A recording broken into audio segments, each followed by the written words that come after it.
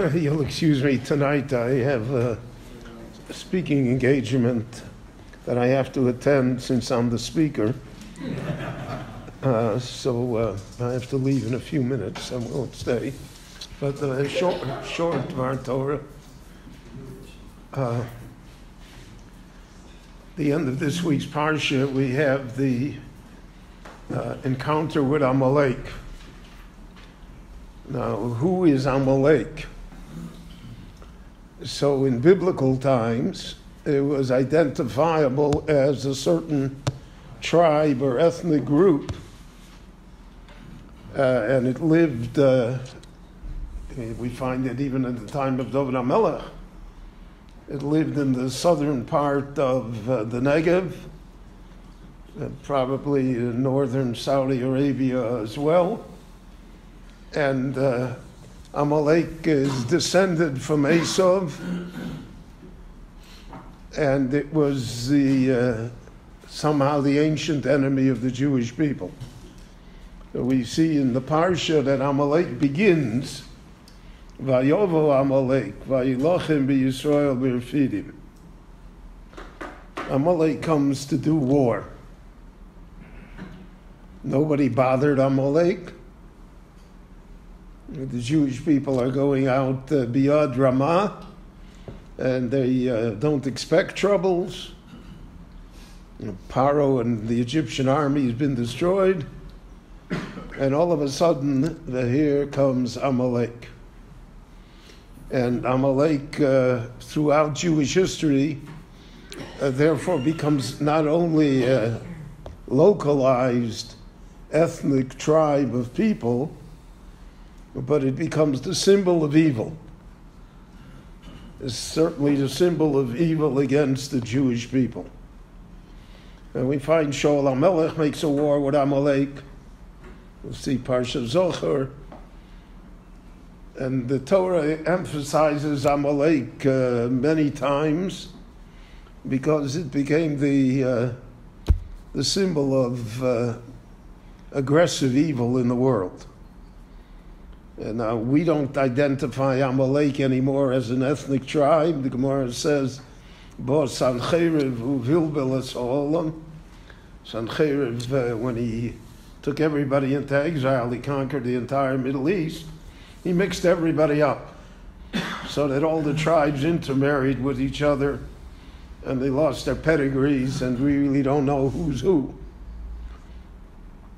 And therefore, the Rambam Paskins in Ilchos Malachim that Amalek doesn't exist for us as far as the mitzvah of Macho Timche. None of that is practical anymore, simply because we can't identify Amalek. But we identify Amalek anyway. And there's been no shortage of customers to whom we could assign the name and who retained that symbol of evil. So Moshe tells Yoshua, B'char lanu anoshim v'tzei lachem ba'amalek. Choose for your men, we're going to make an army, and we will make war we'll defend ourselves against Amalek.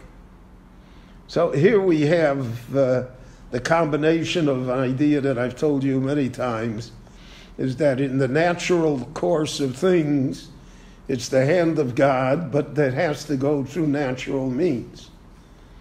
So we'll see, the Torah tells us that when Moshe raises his hands, Vayok asher yorim Moshe es yodov v'govar Yisrael. When he lowers his hands, kasher yorid, so then v'govar Amalek. So the Gemara, the Mishnah in Rosh Hashanah already says, v'chi yodov shel Moshe osim milchoma. We're talking about a battle, about swords and shields and spears and weapons of war and tactics and cavalry, whatever. So what's it got to do whether Moshe raises his hand or not? So the Mishnah says that when Moshe raises his hands to heaven, so that the Jewish people realize that in spite of all of the natural efforts, in spite of the army that they have raised, etc., it's divine help that will see them through.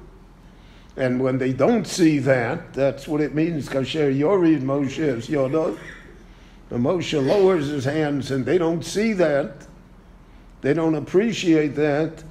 So then, in terms of natural, it's not necessarily certain that the Jewish army will prevail. If we're talking in terms of numbers and etc. And don't forget, they're people that just came out of slavery from Egypt. They're not people that are coming out of success. And we see the Meforshim say that's one of the reasons the whole 40 years in the desert is because they weren't ready to take it on in Eretz Yisrael. They weren't ready for the wars and struggles that would ensue because they had the mentality of slaves. So the Torah here emphasizes this to us, that even though it's a physical struggle and it's defined in physical means, and Yoshua has to have an army, and the army has to fight, it's really Yodav Shel Moshe. It's the hands of Moshe that are raised, which inspire the Jewish people to have belief and faith in God, and their willingness to follow through on that eventually can be the cause of their triumph and can be the cause of their success in this matter. So that is one of the lessons that we see from this week's Parsha.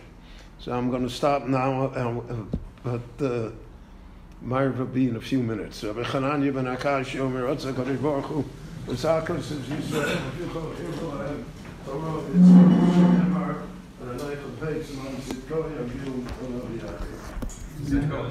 Yahweh.